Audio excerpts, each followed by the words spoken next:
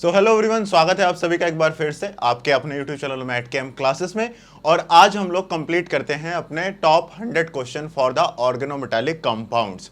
और ध्यान रहे कि इन क्वेश्चंस में हम लोगों ने अभी कपलिंग रिएक्शंस, कैटालिसिस और सैंडविच कंपाउंड के क्वेश्चंस अभी इंक्लूड नहीं किए हैं, जो कि ऑर्गेनोमेटालिक्स चैप्टर के कंप्लीट होने के बाद आपको कराए जाएंगे एक और मैराथन क्लास के थ्रू। तो अभी तक आप लोगों ने 23 लेक्चर्स देख रखे होंगे, ऑर्गेनोमेटालिक्स के नहीं देखे हैं तो आप कृपया पहले ऑर्गेनोमेटालिक्स के 23 लेक्चर्स देख लीजिए। उसके बाद ये 3 मैराथन क्लासेस देखनी है जिसका आप पार्ट 3 देख रहे हैं आज, और इसके बाद आप लेक्चर नंबर 24 कपलिंग रिएक्शंस हम लोग जल्दी ही स्टार्ट करेंगे। तो do watch them, playlist available है, मैट कैम के ऐप पर भी अवेलेबल है और मैट कैम के यूट्यूब चैनल पर भी अवेलेबल है। तो लास्ट मैराथन क्लास में हम लोगों ने क्या क्वेश्चन किया था? क्वेश्चन हमारा ये 65 नंबर क्वेश्चन मैंने कमेंट करने के लिए आपको कहा था, और ये क्वेश्चन आपके सामने दिया हुआ है और इसकी रिएक्शन मैकेनिज्म से रिगार्डिंग ये आपका क्वेश्चन आपके सामने स्क्रीन पर है। तो जरा ध्यान से देखो, क्वेश्चन आपके सामने क्या कर रहा है। एक तरीके की ये क्या रिएक्शन है कि यहां पर आप क्या कर रहे हैं, एक PPS3 लिगेंड है और यहां पर एक्सेस CO ग्रुप का यूज किया जा रहा है, जिसकी वजह से हो क्या रहा है, ओवरऑल देखिए आप PPS3 ग्रुप को यहां से प्रोडक्ट में आपको PPS3 ग्रुप नहीं दिख रहा है, जिससे आपको एक बात तो समझ में आ रही है कि कहीं ना कहीं ये रिएक्शन एक तरीके की सब्स्टिट्यूशन रिएक्शन है। और सब्स्टिट्यूशन रिएक्शन के साथ साथ जो यहां पर आप सब्स्टिट्यूशन रिएक्शन करा रहे हैं, तो सब्स्टिट्यूशन रिएक्शन के साथ साथ यहां पर रिडक्टिव एलिमिनेशन या फिर ऐसी कुछ साइड रिएक्शंस भी हो रही हैं, जिसकी वजह से आपको फाइनल प्रोडक्ट मिल रहा है। तो चलिए इस रिएक्शन को एक बार ध्यान से देख लेते हैं, करते हैं कि आखिरकार कैसे ये रिएक्शन होगी। तो इसके लिए पहले इसका एक बार स्ट्रक्चर हम लोग दोबारा बना लेते हैं। कुछ इस तरीके से आपके पास ये CP ग्रुप दिया हुआ है, CP ग्रुप के नीचे आपका CO ग्रुप दिया हुआ है, यहाँ पर ये आपका PPS3 लिगेंड लगा हुआ है और यहाँ पर आपका ये CH3 लिगेंड लगा हुआ है और दूसरा यहाँ पर ये आपका CH3 लिगेंड लगा हुआ है। ठीक है, इस तरीके से ये ME ग्रुप लगे हुए हैं। अब इसकी रिएक्शन आपसे करा रहा है एक्सेस ऑफ CO से। तो यहां पर हमको रिएक्शन करानी है कि एक्सेस ऑफ CO, बहुत सारी CO एक्सेस मात्रा में हमारे पास अवेलेबल है। तो सबसे पहले आपको यह समझना पड़ेगा कि पहले ये रिएक्शन कौन सी होगी। एक तरीके की सब्स्टिट्यूशन रिएक्शन ही यहां पर आपके सामने होने वाली है। इसके लिए आपको यह पता करना पड़ेगा कि आपका जो ये कंपाउंड है, आपका जो मेटल कॉम्प्लेक्स है, ये किस रूल को फॉलो कर रहा है, जिससे आपको यह पता चलेगा कि ये रिएक्शन एडिशन के थ्रू होगी या फिर डिसोसिएशन, एसोसिएटिव मैकेनिज्म होगी या डिसोसिएटिव मैकेनिज्म। तो आपको पता है ये CO कोबाल्ट 9 इसके वैलेंस इलेक्ट्रॉन्स होते हैं, प्लस 5 इलेक्ट्रॉन आपके CP से मिलते हैं, प्लस साथ में ही आपको यहाँ पर 2 PPS3 ग्रुप से मिलेंगे और 2 CH3 ग्रुप के 2 इलेक्ट्रॉन्स, तो +1 और +1, तो 9 5 14 और 4 18, ये 18 इलेक्ट्रॉन स्पीसीज है। तो 18 इलेक्ट्रॉन स्पीसीज किस रिएक्शन मैकेनिज्म के थ्रू जाएगा? ये जाएगा डिसोसिएटिव मैकेनिज्म के थ्रू, जिससे आपको ये बताया गया कि आपका PPS3 ग्रुप क्या होगा, लीव होगा। अब ध्यान रखिएगा, आप CH3 ग्रुप को लीव क्यों नहीं करेंगे, क्योंकि यहां पर आप एक न्यूट्रल लिगेंड का एडिशन करा रहे हैं, तो न्यूट्रल लिगेंड को सब्स्टिट्यूट कराता है। ठीक है, तो PPS3 ग्रुप निकलेगा तो CO ग्रुप ऐड हो जाएगा, तो ये 18 इलेक्ट्रॉन स्पीसीज से ये 16 में चेंज होगा और 16 से फिर से 18 में चेंज हो जाएगा। तो इसलिए ये बात ध्यान में रखने वाली है। तो यहां से आपके पास बेसिकली क्या होगा, इस तरीके से आपके पास ये CP ग्रुप ऐसे आपके सामने बनकर आ जाएगा। यहां पर ये आपका कोबाल्ट दिया हुआ है, यहां पर आपके पास एक CH3 ग्रुप लगा हुआ है, ये CH3 ग्रुप लगा हुआ है, और अब ये एक 16 इलेक्ट्रॉन स्पीसीज बन गया है, जिसके पास एक कोऑर्डिनेशन साइड भी अवेलेबल है, और साथ ही साथ ये 16 से 18 इलेक्ट्रॉन भी होना चाहता है। इसका मतलब नेक्स्ट स्टेप में क्या होगा भाई, नेक्स्ट स्टेप में आपका एडिशन हो जाएगा, जो आपकी कार्बन मोनोऑक्साइड आपके पास अवेलेबल है। इसका मतलब क्या हो गया, आपके पास इस तरीके से यहां पर ये CP ग्रुप लगा हुआ है, यहां पर ये कोबाल्ट है, और यहां पर ये CO, यहां पर ये CH3 और यहां पर ये CH3 लगा हुआ है। अब आपके क्वेश्चन में आपको क्या बताया गया है कि यहां पर एक्सेस ऑफ CO दी हुई है। इसका मतलब है CO अभी और ऐड हो सकती है, अगर ऐसा कोई चारा बने, ऐसा कोई एक और तरीका हो सकता है। तो ये आपका हो गया 18 इलेक्ट्रॉन स्पीसीज। अब देखिए यहां पर और क्या हो सकता है, आपको पता है जब CO ग्रुप अवेलेबल हो और आपके पास एक्सेस CO और अवेलेबल है, तो यहां पर CO ग्रुप और CH3 ग्रुप का क्या हो सकता है, माइग्रेटरी इंसर्शन रिएक्शन हो सकती है। तो वही होगा, यहां पर क्या होगा, माइग्रेटरी इंसर्शन रिएक्शन। बताइए भाई, इतनी बात समझ में आ रही है आपको क्लियरली? तो इसका मतलब क्या होगा, यहां पर क्या होगा, ये आपका CP ग्रुप इस तरीके से लगा हुआ है, ये आपका CO ग्रुप लगा हुआ है, और यहां पर ये आपका एक CH3 ग्रुप, और दूसरे केस में क्या हो जाएगा, CO CH3 ग्रुप हो जाएगा, और ये फिर से क्या हो गया, 16 इलेक्ट्रॉन स्पीसीज बनकर आपके सामने आ गया, और एक कोऑर्डिनेशन साइड भी इसके पास अवेलेबल है। इसका मतलब है अब जो आपके पास एक्सेस ऑफ CO दे रखी थी, जो आपके पास अतिरिक्त मात्रा में जो CO है वो फिर से इसमें ऐड होगी, और फिर से इसमें ऐड होने के बाद क्या होगा बेसिकली यहां पर इस तरीके से आपके पास ऐसे ऐसे ऐसे यहां पर ये CO ग्रुप, और यहां पर एक CO ग्रुप, यहां पर ये COCH3 ग्रुप, ठीक है, और यहां पर ये CH3 ग्रुप आ जाएगा। और अब जरा ध्यान से देखिए यहां पर क्या हो सकता है, रिडक्टिव एलिमिनेशन हो सकता है। बताओ भाई हो सकता है या नहीं हो सकता है, क्योंकि यहां पर एक स्टेबल एलिमिनेशन प्रोडक्ट बन सकता है जो कि क्या होगा, एसीटोन, तो इसका रिडक्टिव एलिमिनेशन हो जाएगा, और साथ ही साथ जो आपकी एक्सेस CO है वो साथ में इसमें ऐड हो जाएगी। तो दो इलेक्ट्रॉन, एक एनायनिक और दो एनायनिक लिगेंड लेके हटेंगे और एक न्यूट्रल लिगेंड ऐड हो जाएगा जाके। इसका मतलब क्या हो गया, आपके पास यहां से बनेगा क्या, CH3 CO CH3, और साथ में आपके पास ये इस तरीके से आपका ये CP ग्रुप, यहां पर ये कोबाल्ट, और यहां पर क्या हो जाएगा, एक कार्बन मोनोऑक्साइड और ये दूसरा कार्बन मोनोऑक्साइड। अब जरा ध्यान से देख लीजिए कितना इलेक्ट्रॉन स्पीसीज है, तो 9 + 5 और +4, तो ये 18 इलेक्ट्रॉन स्पीसीज है जो कि स्टेबल है, और यही आपका प्रोडक्ट आपके सामने बनकर आ रहा था। तो आपका एक प्रोडक्ट ये दिया हुआ था, दूसरा प्रोडक्ट ये दिया हुआ था, और वो स्टेप वाइज मैकेनिज्म के आधार पर आपसे स्टेटमेंट वाइज क्वेश्चन पूछ रहा था। तो जरा देखते हैं क्या होगा, most possible sequence of the mechanistic step for the above reaction is. तो सबसे पहले तो क्या होगा, लॉस ऑफ PPS3 होगा। बताइए भाई, लॉस ऑफ PPS3 होगा कि नहीं होगा, ये बात सही है। इसका मतलब एडिशन ऑफ CCH3 ये गलत है, एडिशन ऑफ CCH3 ये गलत है, और लॉस ऑफ PPS3 ये सही है। इसका नेक्स्ट स्टेप में क्या होगा, देखो नेक्स्ट स्टेप में क्या हुआ था, जरा ध्यान से देख लीजिए। नेक्स्ट स्टेप में क्या हुआ है, एडिशन ऑफ CO ग्रुप, तो एडिशन ऑफ CO, ये दोनों स्टेप भी सेम है, ये दोनों भी सेम है। आगे चेक करना पड़ेगा इंसर्शन ऑफ CO, और यहां पर क्या है, एडिशन ऑफ CO। तो देखिए नेक्स्ट स्टेप में क्या हो रहा है, इंसर्शन होगा, क्या होगा, इंसर्शन होगा। पहले एक बार एडिशन होने के बाद नेक्स्ट स्टेप में इंसर्शन होगा, तो इसका मतलब क्या है, इंसर्शन ऑफ CO, सही बात है। तो इसका मतलब आपका क्वेश्चन कौन सा, ऑप्शन कौन सा सही है, ए ऑप्शन आपका करेक्ट है। और उसके बाद आप समझ गए होंगे addition of excess CO along with the reductive elimination of acetone, तो बिल्कुल सही बता रखा है इसने रिएक्शन मैकेनिज्म में, तो A will be the correct answer. चलिए नेक्स्ट क्वेश्चन को देखते हैं। कोई भी क्वेश्चन अगर आपको समझ में नहीं आता है, या फिर कोई भी ऐसा क्वेश्चन है जिससे आपको डाउट हो रहा है, तो उसका आप कमेंट करके बताइएगा, हम उसका आंसर आपको कमेंट में पिन कर देंगे। एलिमिनेशन प्रोडक्ट आपसे पूछा हुआ, तो इस रिएक्शन में आप जो आपका एलिमिनेशन प्रोडक्ट होगा, ये बेसिकली क्या होगा, आपके पास यहां पर CH3 CO, सबसे पहले इसमें माइग्रेटरी इंसर्शन होगा, क्योंकि एक्सेस मात्रा में आपकी CO और दे रखी है, या फिर आप कह सकते हैं CO दे रखी है। देखो यहां पर ये CH3, ये आपका बेसिकली RH, इसके बाद यहां पर ये CO, यहां पर ये CO, यहां पर ये आयोडीन, यहां पर ये आयोडीन, और ये आयोडीन, ठीक है। तो अब क्या होगा, माइग्रेटरी इंसर्शन होगा। क्या होगा भाई, माइग्रेटरी इंसर्शन होगा, बोल तो दो, माइग्रेटरी इंसर्शन होगा ना, तो माइग्रेटरी इंसर्शन आप करा दीजिए भाई, माइग्रेटरी इंसर्शन करा दिया आपने, ठीक है। तो इसका मतलब क्या होगा, CO ग्रुप यहां पर माइग्रेट कर गया, तो यहां पर CO CH3, यहां पर इस तरीके से CO और ये RH मेटल, और इसके बाद यहां पर ये CO और एक्सेस CO ये आकर जुड़ जाएगी, जो एक्सेस CO है, ठीक है। और इस तरीके से आपका ये I, इस तरीके से ये आपका I, यहां पर ये आपका I, और इसके बाद क्या होगा, यहां पर रिडक्टिव एलिमिनेशन होगा, और रिडक्टिव एलिमिनेशन होने से क्या होगा, CH3COI प्रोडक्ट बनेगा आपका, क्या बनेगा, CH3COI प्रोडक्ट बनेगा। और ये CH3COI जो बनता है, ये CH3COI जो बनता है, इसकी फर्दर वाटर से रिएक्शन होती है, और ये CH3COH बनाता है, ठीक है। ये फर्दर बेसिकली आपकी कौन सी रिएक्शन है, आप इससे देखकर बता सकते हैं, वीडियो पॉज करके कमेंट कर सकते हैं। चलिए मैं बताता हूं, इस रिएक्शन का नाम है Monsanto acetic acid process, Monsanto process कह सकते हैं, या फिर मोनसेंटो एसिटिक एसिड प्रोसेस भी कहते हैं। तो मोनसेंटो प्रोसेस है जिसमें CH3OH को आप चेंज करते हैं एसिटिक एसिड में, ठीक है। तो इसकी भी कंप्लीट रिएक्शन आपको प्लेलिस्ट में मिल जाएगी ऑर्गेनोमेटालिक्स की, वहां से आप इसे पढ़ लेना अगर नहीं पढ़ा है अभी तक तो। नेक्स्ट क्वेश्चन आपसे क्या कह रहा है, N efficient catalyst for the hydrogenation of alkene is this, However, IR-PPS3Cl does not catalyze the reaction। तो आपको पता है ये कैटालिसिस रिएक्शन में यूज होता है, आपका RH हाइड्रोजनेशन कैटालिसिस में यूज होता है, आपका विल्किंसन कैटलिस्ट है ये।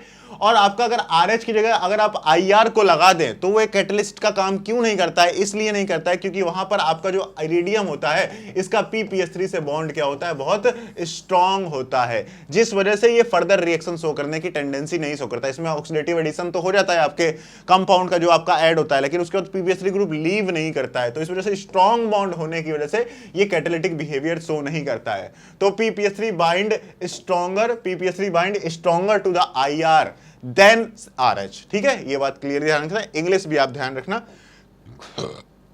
नेक्स्ट क्वेश्चन देखिए आपसे क्या कह रहा है। नेक्स्ट क्वेश्चन आपके सामने स्क्रीन पर है, question number 68। Correct statement about the this complex. This complex के बारे में आपको पता है, ये आपके पास 86 वैलेंस इलेक्ट्रॉन्स होते हैं। वैलेंस इलेक्ट्रॉन्स आप इसके काउंट करेंगे। इसके बाद इसका अगर आप स्ट्रक्चर निकालेंगे, टाइप ऑफ स्ट्रक्चर, तो वो क्या होगा, क्लोजो टाइप ऑफ स्ट्रक्चर होता है। क्या होता है, क्लोजो टाइप ऑफ स्ट्रक्चर होता है। और आपको पता होना चाहिए कि इस कंपाउंड में जो ये कार्बन होता है ना, ये इनकैप्सुलेटेड होता है, बिल्कुल सेंटर पर अवेलेबल होता है, क्लस्टर के सेंटर पर अवेलेबल होता है, जो कि सारे के सारे आरएस मेटल के साथ कोऑर्डिनेट कर रहा होता है। तो इसका मतलब है यहां पर जो कार्बन है, ये वाला पॉइंट ठीक है, ये वाला पॉइंट ठीक है, ये वाला पॉइंट ठीक है, और ये कैप्ड स्क्वायर पिरामिड नहीं होता है, ये टोटल क्लोजो स्ट्रक्चर है, कैप्ड स्क्वायर पिरामिड नहीं होता है। तो इसका मतलब 1 2 का 4, तो 1 2 का 4 कौन सा ऑप्शन है, 1 2 का 4, ये आपका डी ऑप्शन क्या है, करेक्ट है। ये सारे ऑप्शन आपको ऑलरेडी क्लास में समझाए गए थे। नेक्स्ट क्वेश्चन ना देखिए आपके स्क्रीन पर क्या कह रहा है आपसे। आप चाहें तो वीडियो को पॉज कर करके साथ में कर भी सकते हैं, अपने मन से भी क्वेश्चन कर सकते हैं, ठीक है। ये आपकी रिएक्शन बहुत फेमस रिएक्शन है, कई बार ये रिएक्शन आ चुकी है। इस रिएक्शन को करा देता हूं, चलिए एक बार मैं। यहाँ पर ये आपका ये Cp ग्रुप दिया हुआ है, Cp ग्रुप के सामने आपका ये Fe ग्रुप दिया हुआ है, यहाँ पर ये CO है, यहाँ पर ये CO है, यहाँ पर ये CH3 ग्रुप दिया हुआ है, और PPH3 से रिएक्शन करा रहे हैं। तो PPH3 से रिएक्शन कराने के लिए सबसे पहले इसका माइग्रेटरी इंसर्शन होगा। तो यहाँ पर बेसिकली क्या होगा, ये Cp बनेगा, यहाँ पर ये Fe बनेगा, ठीक है, Fe बनेगा। ये बिल्कुल वैसे जैसे अभी मैंने पहले बताया था। यहाँ पर ये आपका क्या हो गया, CO ग्रुप हो गया, यहाँ पर ये CO CH3 ग्रुप हो गया। इसके बाद बेसिकली क्या होगा, यहाँ पर PPH3 का एडिशन हो जाएगा, PPH3 आपका क्या हो जाएगा, ऐड हो जाएगा आकर। तो ऐड होने से क्या होगा, बेसिकली Fe, यहाँ पर ये PPH3 हो गया, यहाँ पर ये CO CH3 हो गया, ठीक है, और यहाँ पर क्या हो गया आपका, ये CO हो गया, ये आपका Cp हो गया। और इसके बाद क्या होगा बेसिकली नेक्स्ट स्टेप में आपका बेसिकली माइग्रेटरी इंसर्शन की अपोजिट रिएक्शन होगी, और अपोजिट रिएक्शन होने से क्या होगा, आपका CO ग्रुप क्या हो जाएगा, लीव कर जाएगा। और CO ग्रुप लीव करने से क्या होगा, बेसिकली इसके बाद माइनस CO ग्रुप लीव कर जाएगा। सब्स्टिट्यूशन रिएक्शन है आपकी, Fe, यहाँ पर ये Cp, यहाँ पर ये CH3 अलग हो जाएगा, CO अलग हो जाएगा, और यहाँ पर ये आपका PPH3 ग्रुप लगकर आ जाएगा। तो ये आपका फाइनल प्रोडक्ट बनकर आ जाएगा। फिर से आपको बात ध्यान रखनी है कि सब्स्टिट्यूशन किसका होगा, PPH3 को ऐड कर रहे हैं तो ये 2 इलेक्ट्रॉन डोनर है, तो ये 2 इलेक्ट्रॉन डोनर को ही सब्स्टिट्यूट करेगा, ना कि आपके CH3 ग्रुप को, ठीक है। तो इसका मतलब क्या हो गया, अब आपसे पूछा क्या है, इंटरमीडिएट पूछा होगा। तो इंटरमीडिएट में यहां पर जो होता है, ये इंटरमीडिएट, ये है मेन इंटरमीडिएट, ये आपका मेन इंटरमीडिएट है, जिस पर अटैक होगा आपके PPH3 ग्रुप का। अगर PPH3 की जगह अगर आप कुछ और ले लेते हैं तो उसका अटैक होगा, तो इसलिए इसको कंसीडर नहीं करेंगे। ये तो आपका बेसिकली आपका प्रोडक्ट ही है, इससे डायरेक्टिव एलिमिनेशन होकर प्रोडक्ट बन जाएगा। इंटरमीडिएट का मतलब जिससे रिएक्शन के प्रोडक्ट चेंज हो सकते हैं।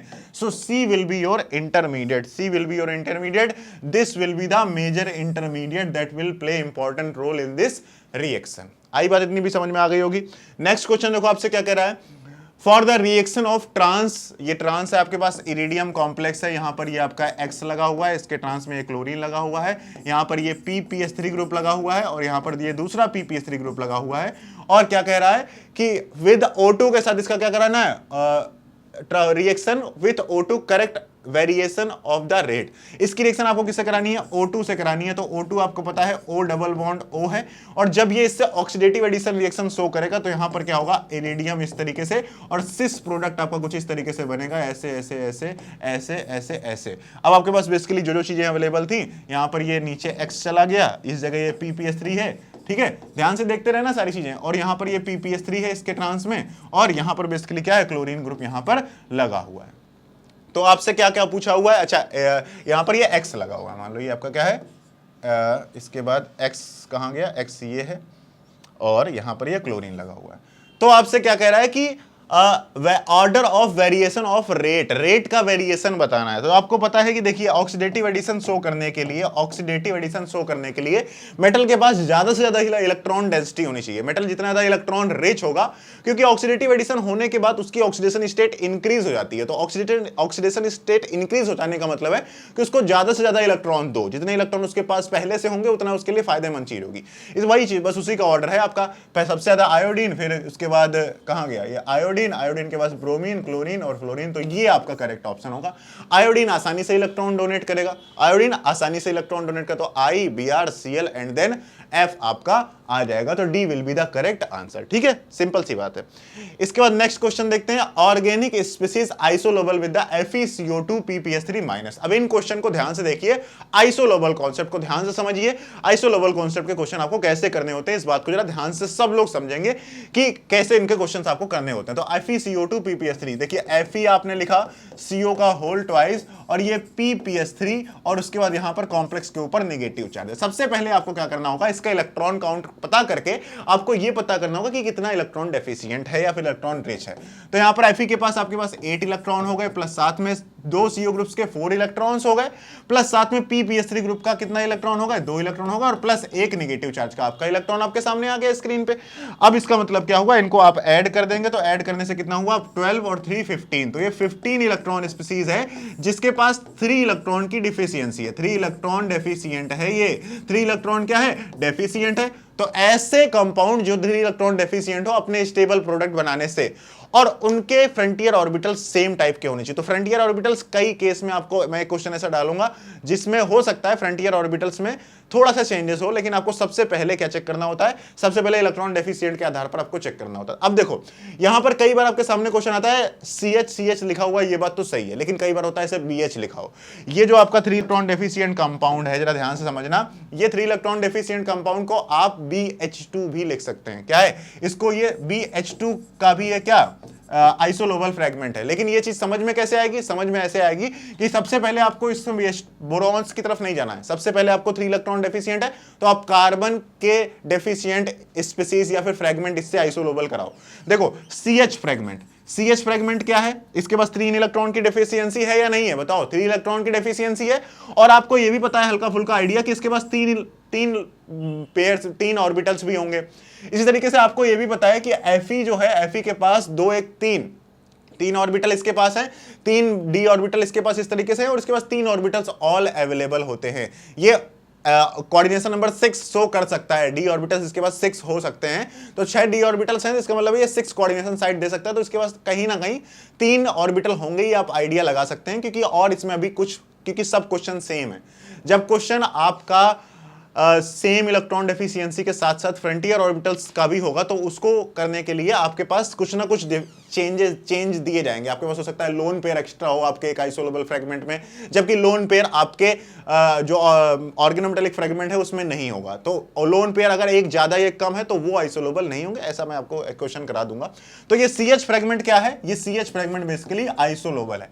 अब देखिए, आप CH को और भी इंटर रिलेट कर सकते हैं आगे, CH पर कहानी हम अपनी खत्म नहीं कर सकते हैं। देखो CH तो समझ में आ गया, अब CH में आपको एक बात पता है, अब यहां से शुरू होता है खेल। आपका कार्बन को आप क्या लिख सकते हैं, BH लिख सकते हैं, ठीक है, आपको पता है ना, क्योंकि आइसोलेबल फ्रेगमेंट का मतलब क्या है, कितने इलेक्ट्रॉन डोनेट कर रहे हैं आप स्केलेटन इलेक्ट्रॉन, स्केलेटल पेयर में। तो आपका पास बोरॉन के पास 1 इलेक्ट्रॉन है और हाइड्रोजन के पास 4, तो 4 इलेक्ट्रॉन ये स्केलेटल को देगा BH भी, और 4 कार्बन भी देगा, तो ये दोनों आपस में आइसोलोबल है। स्केलेटल इलेक्ट्रॉन पेयर थ्योरी है, स्केलेटल इलेक्ट्रॉन्स आपको पता करने होते हैं, और ये फ्रेगमेंट के आधार पर आप स्ट्रक्चर डिटरमाइन करते हैं हाई न्यूक्लियर कार्बोनिल क्लस्टर्स का, क्योंकि हाई न्यूक्लियर कार्बोनिल क्लस्टर्स को आप नॉर्मली 18 इलेक्ट्रॉन से एक्सप्लेन नहीं कर सकते, इसलिए उन्हें हम फ्रेगमेंट के आधार पर एक्सप्लेन करते हैं। ये बातें आपको पता होंगी, नहीं पता होंगी तो आइसोलोबल एनोलॉजी का लेक्चर का लिंक यहां पर आया होगा, इसको ध्यान से देख लेना।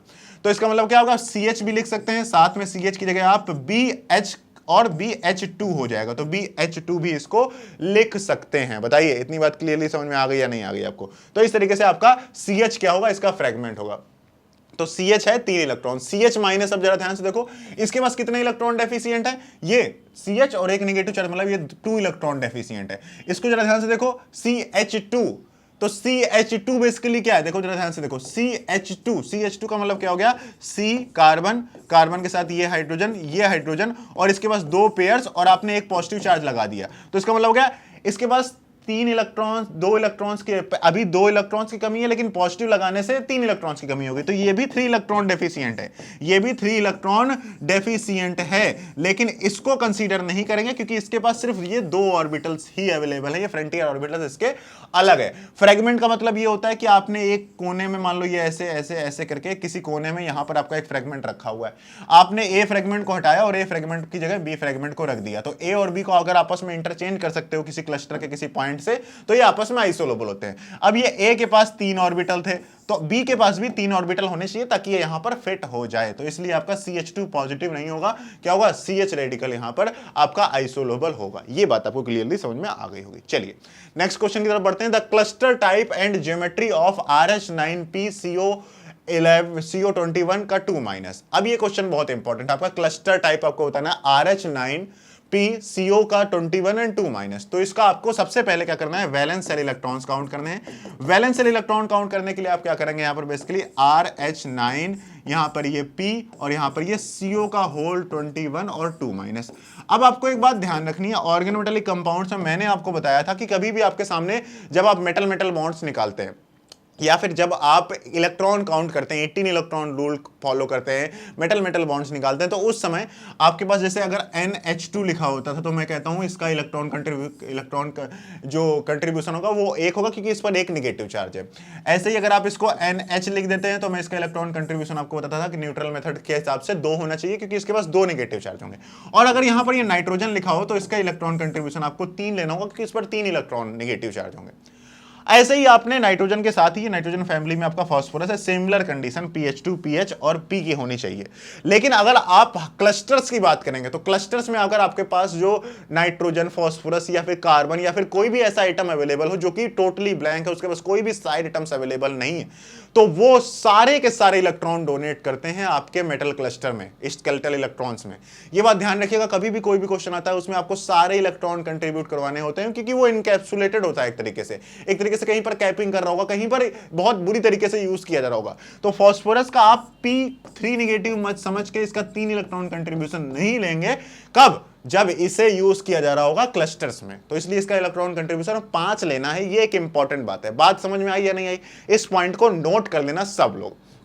तो यहां पर आपके पास 9 × 9, इसके पास वैलेंस सेल इलेक्ट्रॉन्स कितने होते हैं, 9 होते हैं RH में, तो 9 × 9 प्लस 5 प्लस साथ में 21 × 2 और प्लस साथ में 2 निगेटिव चार्ज, इसको ऐड करिए तो यहां पर ये हो गया 81 प्लस 5 और प्लस 42 और प्लस 2, ये आपके पास प्लस 2 हो गया।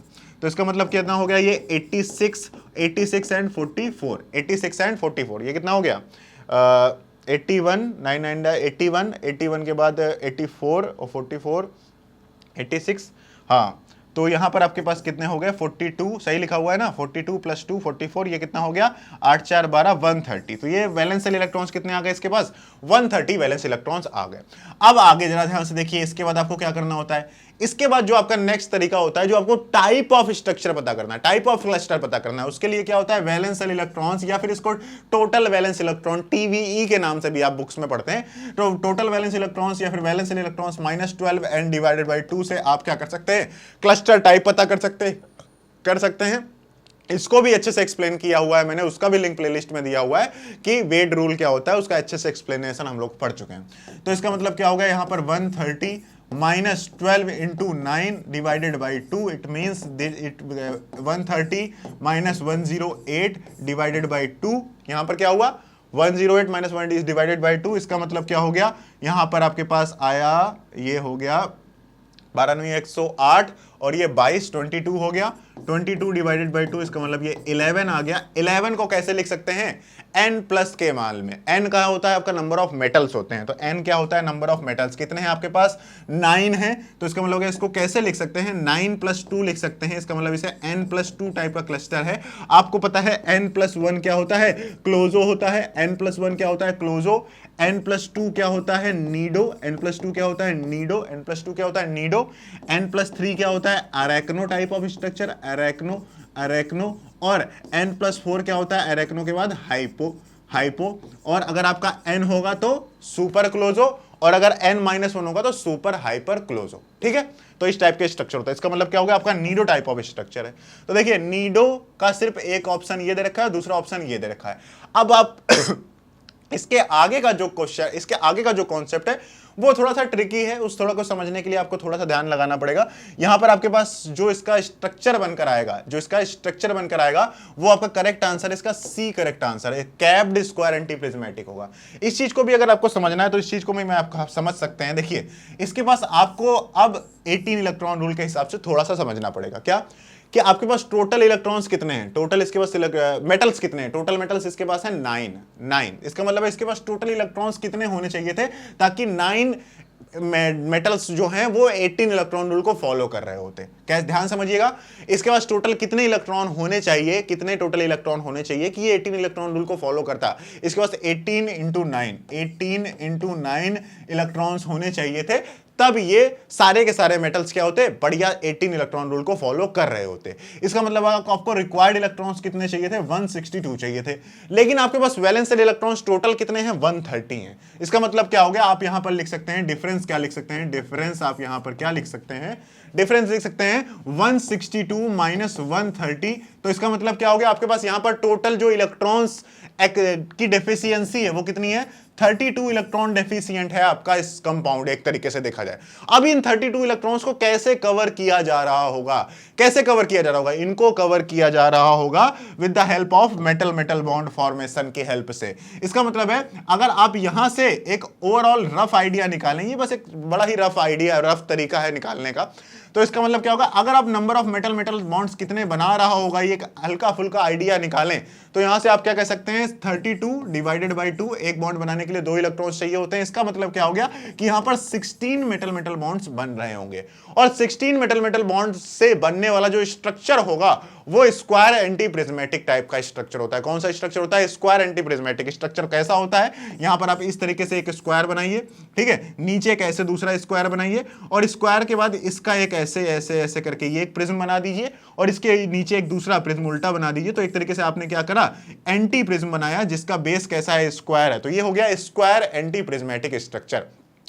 तो आपको एक बात क्लियर पता चल गई कि ये स्क्वायर एंटी प्रिज्मेटिक स्ट्रक्चर है। अब ये कैप्ड ही होगा, कैप्ड कैसे होगा, ये बात आपको कैसे पता चली, क्योंकि यहां पर फास्फोरस है, तो फास्फोरस किसी ना किसी तरीके से कैपिंग कर रहा होगा, और यहां पर ये 16 इलेक्ट्रॉन्स होंगे मेटल मेटल बॉन्ड। नहीं मानते हो तो आप काउंट कर सकते हैं 1 2 3 4, ऊपर वाले स्क्वायर में 4 बॉन्ड्स, नीचे वाले स्क्वायर में 4 बॉन्ड्स, एक जो ये आप ये बना रहे हैं ये 4 बॉन्ड्स, तो 4 4 8 4 12, और 4 ये वाले बॉन्ड्स, ठीक है। तो ये 4 जो ऐसे एक दूसरे की तरफ जा रहे हैं, 4 ऊपर से नीचे की तरफ आ रहे हैं, 4 सरफेस में है और 4 सरफेस में है। इस तरीके से आप स्क्वायर एंटी प्रिज्मेटिक स्ट्रक्चर बना सकते हैं। इसका मतलब क्या हुआ, कभी भी आपके सामने क्वेश्चन आता है तो आपको क्वेश्चन करने के साथ साथ इन स्ट्रक्चर्स की ज्योमेट्री आपको अच्छे से एक्सप्लेन करके समझ लेनी है, अपनी कॉपी में बना बना के लिख लेनी है कि ट्राइगोनल प्रिज्म कैसा होता है, आपको क्लियरली पता होना चाहिए। ये बहुत क्वेश्चन आते हैं, बाइकैप्ड ट्राइगोनल प्रिज्म कैसा होता है, ट्राइकैप्ड ट्राइगोनल प्रिज्मेटिक स्ट्रक्चर कैसा होता है। जैसे ये होता है ना ReH9 2-, इसका जो ज्योमेट्री टाइप होती है ये ट्राइकैप्ड ट्राइगोनल प्रिज्मेटिक ज्योमेट्री होती है। तो ऐसे क्वेश्चन के साथ साथ आप स्ट्रक्चर को भी अच्छे से कॉपी में बनाकर लिखिए, उन क्वेश्चन को आप इस तरीके से जज करेंगे तब ये क्वेश्चंस आपको क्लियरली समझ में आएंगे। So correct option will be C will be the correct option. ये बात आपको समझ में आ गई, तो चलिए आप लाइक कर दीजिए, वीडियो को शेयर कर दीजिए, और सब्सक्राइब करना अगर आप अभी भी नहीं किया है तो भाई सब्सक्राइब भी कर दीजिए। चलिए नेक्स्ट क्वेश्चन की तरफ बढ़ते हैं। नेक्स्ट क्वेश्चन आपसे क्या कह रहा था, रिएक्शन ऑफ ईटा5, दिख रहा है आपको ये साफ साफ, हाँ दिख रहा होगा, मैं पढ़ देता हूं फिर भी, चलो थोड़ा सा नीचे कर देता हूं, ये लो। क्वेश्चन आपसे क्या कह रहा है, द रिएक्शन ऑफ ईटा5 FeCO का होल ट्वाइस माइनस। तो आप भाई ये क्वेश्चन आपने बहुत बढ़िया से आप समझ सके हैं। यहां पर ये Cp है, Cp के बाद ये Fe है, Fe के साथ आपको क्या लगा हुआ है, 2 CO ग्रुप लगे हुए हैं, 2 CO ग्रुप लगे हुए हैं, और इस पर क्या है, एक निगेटिव चार्ज है। तो ये मेटल कार्बोनिलेट टाइप का स्ट्रक्चर है। इसकी रिएक्शन अगर आप CH3I से कराएंगे तो आपको पता है कि मेटल कार्बोनेट SN2 टाइप की रिएक्शन मैकेनिज्म शो कर सकते हैं। तो ये SN2 अटैक करेगा इस पर, और यहां पर आपके पास क्या होगा, Fe, और यहां पर ये आपके पास ऊपर Cp, और यहां पर ये CH3, यहां पर ये CO, यहां पर ये CO। अब ये कंपाउंड क्या हो जाएगा, न्यूट्रल हो जाएगा, न्यूट्रल हो जाएगा क्योंकि निगेटिव चार्ज अटैक कर दिया उसने, ठीक है। तो इसका मतलब क्या हुआ, नेक्स्ट स्टेप में क्या होगा आपके पास, नेक्स्ट क्या कह रहा है, देखो ये कंपाउंड A बना, ये कह रहा है कि ये कंपाउंड आपका A है, और A है कि नहीं है इसको कंफर्म कैसे करेंगे आप, कंफर्म ऐसे होगा ये कि ये क्या कह रहा है कि A का जो NMR स्पेक्ट्रम है shows 2 signals in a integrated intensity ratio of 3:5। तो 2 टाइप के प्रोटॉन होने चाहिए इसके पास, 3 और 5 के रेशियो में। तो देखो 3 प्रोटॉन सेम टाइप के ये हैं 3, और 5 प्रोटॉन सेम टाइप के ये है, तो 3:5। इसका मतलब सही चीज है, हमने कुछ गलत नहीं किया। नेक्स्ट स्टेप में क्या कह रहा है कि इसकी PPS3 से रिएक्शन कराने पर क्या होता है, आपको ही पता है। PPS3 से इसकी रिएक्शन अगर आप कराओगे तो यहां पर बेसिकली एक CO ग्रुप का ओवरऑल सब्स्टिट्यूशन हो जाएगा CO ग्रुप का PPS3 से। तो इसका मतलब यहां पर PPS3 ग्रुप से रिएक्शन कराएंगे तो यहां पर क्या होगा, Fe, यहां पर ये Cp, यहां पर ये PPH3 PPS3, यहां पर ये CO और यहां पर ये CS3। अब ये कंपाउंड आपका B है। अब इसको कैसे कंफर्म करोगे कि ये B ही है, ये कैसे कंफर्म करोगे? तो 1H NMR spectrum of B shows 3 set of signals with the integrated intensity ratio of 3, 5, 15। तो 3 सिग्नल आने चाहिए, 3 ही टाइप के इसके प्रोटॉन्स भी हैं आपके बी में। देखो ये हैं 15 प्रोटॉन्स सेम टाइप के। PPS3 में एक पीएच में 5 होंगे जो सब्स्टिट्यूटेड होगा। तो यहां पर ये 5 और 15 इलेक्ट्रॉन्स ये हैं, 5 इलेक्ट्रॉन्स ये प्रोटॉन्स ये हैं और 3 प्रोटॉन्स ये हैं। इसका मतलब A B C आपका करेक्ट है और आपका जो सही आंसर हो गया वो क्या है आपका, ये बी ऑप्शन आपका क्या है, सही है। ठीक है, बी ऑप्शन सही है। इन लोगों ने रिमूव नहीं कराया, इसका मतलब है इन लोगों ने इसको रिमूव नहीं कराया और यहाँ पर इसको CO CS3 में ही चेंज करके रखा हुआ है। तो माइग्रेटरी इंसर्शन कराने के बाद री इंसर्शन कराने के बाद उसको बाहर नहीं निकाला गया, बस इतना सा अंतर किया गया। तो देखो बी ऑप्शन आपका जो ए है वो FeCO CO CS3 होगा, ये तो 100% है। इसके अलावा और भी कोई भी ऑप्शन आपका ऐसा नहीं दिया हुआ है, ये भी आपका गलत है, ये भी ए गलत है, ये भी आपका ए क्या है, गलत है। तो ऑप्शन के आधार पर आप क्वेश्चन बड़े ही आसानी से कर सकते हैं। बताइए ये क्वेश्चन समझ में आ गया होगा अच्छे से? जो भी डाउट हो कमेंट जरूर करना। नेक्स्ट क्वेश्चन क्या कह रहा है आपसे, which of the following are not closo structure. अब ये बहुत इंपॉर्टेंट क्वेश्चन है आपका कि आपको कार्बोरेंस के साथ साथ मेटालो कार्बोरेंस के स्ट्रक्चर के टाइप पता करने आपको आने चाहिए। ऐसे क्वेश्चन आपके 2 या 4 नंबर के आते हैं। इन क्वेश्चन को जरा ध्यान समझते हैं। क्वेश्चन आपके सामने क्या है, एक बार फिर से पढ़ लो। क्या कह रहा है, which of the following are not closo structure. CO CP का होल ट्वाइस नहीं है, यहां पर मैं क्लियर करा देता हूं, असाइनमेंट में भी क्लियर करा देना। यहां पर ट्वाइस नहीं है और यहां पर AuPPS2 का होल ट्वाइस है। इस जगह 2 है, उस जगह 2 नहीं है, ये इसमें थोड़ा सा करेक्शन है। अब आपको ये क्लस्टर टाइप पता करना है। तो आपको बोरेंस का तो पता ही है, बोरेंस का आपको स्ट्रक्चर पता ही है क्या, BnHn2- ये क्या होता है, क्लोजो होता है। इसके बाद BnHnN कुछ भी हो, उससे मतलब नहीं है, ठीक है। और यहां पर ये नीडो होता है, वही क्लोजो नीडो अरेक्नो, ये ध्यान रखना, क्लोजो नीडो अरेक्नो हाइपो, क्लोजो नीडो अरेक्नो हाइपो। यहां पर सुपर क्लोजो, ठीक है। और इसके ऊपर होता है, इसके ऊपर आपका क्या होता है, जरा ध्यान से समझ लो। ना ना ना ना ना ना ना ना, ये नहीं, सिर्फ इतना चाहिए हम लोग को। अरे इतना चाहिए सिर्फ हम लोगों को, जरा ध्यान से समझिएगा। यहां पर इस लाइन को ध्यान रखना, ये सुपर क्लोजो और इसके ऊपर होता है सुपर हाइपर क्लोजो। तो ये सुपर हाइपर क्लोजो, तो ये सीक्वेंस हमेशा सेम रहता है, बस आपका क्लस्टर्स चेंज होते रहते हैं। तो यहां पर ये क्या है, BnHn और यहां पर 6- और यहां पर ये BnHn और यहां पर ये 8- और यहां पर ये BnHn होगा तब सुपर हाइपर क्लोजो, और BnHn2 पॉजिटिव होगा तो सुपर हाइपर क्लोजो। ये आपका टाइप ऑफ क्लस्टर होते हैं। अब इस कंपाउंड में आपको बस इनको इस फॉर्म में चेंज करना होता है। आपका जो कोई भी क्वेश्चन दिया होगा आपको उनको इस फॉर्म में चेंज करना होगा, ठीक है, बोरेंस को। तो इसका मतलब क्या हो गया, अब आपको स्केलेटल इलेक्ट्रॉन्स का कॉन्सेप्ट पता है। आपको स्केलेटल इलेक्ट्रॉन्स के आधार पर आप किसको कैसे भी कहीं पर भी चेंज कर सकते हैं। तो आप पहला ऑप्शन उठाइए, आपके पास पहला जो ऑप्शन है ए, जो ऑप्शन है ए को देखिए आप ध्यान से। ए के सामने क्या लिखा हुआ है, COCP, यहां पर ये COCP, ठीक है। और इसके बाद बेसिकली क्या है, C2B6H8, तो ये C2B6H8 ये है। अब आपको COCP फ्रेगमेंट के कितने इलेक्ट्रॉन कंट्रीब्यूशन है और आप उसको बोरेंस के कौन सा फ्रेगमेंट से आइसोलोबल समझ सकते हैं। आइसोलोबल ही है कॉन्सेप्ट, यहां पर जो जिसके आइसोलोबल होगा उसकी जगह आप यहां पर रख देना। तो जरा ध्यान से देखो, COCP, तो COCP जो आपका होता है, ध्यान से समझिएगा, COCP जो आपका होता है ये कितना है, 9+5। 9+5 का मतलब कितना हो गया, ये है 14 इलेक्ट्रॉन स्पीसीज। कितना है, 14 इलेक्ट्रॉन स्पीसीज। तो ये 9 ही होता है ना, Fe के बाद CO 9, तो 9+5 14 इलेक्ट्रॉन स्पीसीज है। तो 14 का मतलब क्या हो गया कि इसके पास कितने इलेक्ट्रॉन की डेफिशिएंसी है, ये कितने इलेक्ट्रॉन डेफिशिएंट है, 4 इलेक्ट्रॉन डेफिशिएंट है। अब 4 इलेक्ट्रॉन डेफिशिएंट है तो आप समझ लो जब भी आपके पास मेटालोसिन या मेटालो कार्बोरेंस होंगे, आपके पास जो मेटल फ्रेगमेंट होगा, मेटल कॉम्प्लेक्स फ्रेगमेंट होगा, उस फ्रेगमेंट को आप सबसे पहले कार्बन फ्रेगमेंट से चेंज करेंगे। किससे करेंगे, कार्बन फ्रेगमेंट से चेंज करेंगे, ध्यान रखना। अब ये 4 इलेक्ट्रॉन डेफिशिएंट है, तो 4 इलेक्ट्रॉन डेफिशिएंट कार्बन फ्रेगमेंट में कौन सा कार्बन फ्रेगमेंट होता है, C हो सकता है, CH3 होता है, C4 फ्रेगमेंट होता है। तो इसका मतलब क्या हो गया, यहां पर आप इसको क्या रखते हैं, C लिख सकते हैं। तो इसकी जगह आप क्या लिख सकते हैं, C लिख सकते हैं। तो बस यहां पर इसका मतलब है, इसको आप ओवरऑल क्या लिख सकते हैं, इसको ओवरऑल आप लिख सकते हैं C3B6H8, ठीक है। और एक BH बॉन्ड 2 इलेक्ट्रॉन कंट्रीब्यूट, आपका एक जो BH बॉन्ड होता है, एक जो BH फ्रेगमेंट होता है, ये BH फ्रेगमेंट, ये BH फ्रेगमेंट बेसिकली आपके स्केलेटल में क्या करता है, ये स्केलेटन में बेसिकली आपके पास 3 ऑर्बिटल्स देता है।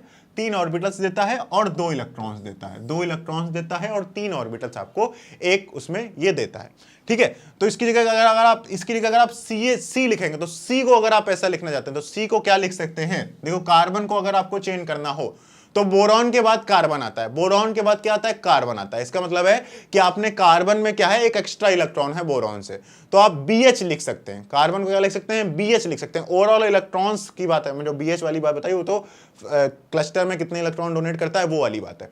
लेकिन अगर आपको कार्बन को चेंज करना है आपके बोरेन में, तो कार्बन एक तरीके से एक इलेक्ट्रॉन एक्स्ट्रा है उसके पास बोरेन से, तो आप कार्बन को BH लिख सकते हैं, कार्बन को क्या लिख सकते हैं, BH लिख सकते हैं। ऐसे ही अगर आपके पास नाइट्रोजन होता तो नाइट्रोजन को आप क्या लिख सकते हैं, देखो B C और N और O इस तरीके से होता है ना। तो ये बोरॉन क्या है, इससे एक इलेक्ट्रॉन ज्यादा गया तो इसको आप क्या लिख सकते हैं, BH लिख सकते हैं।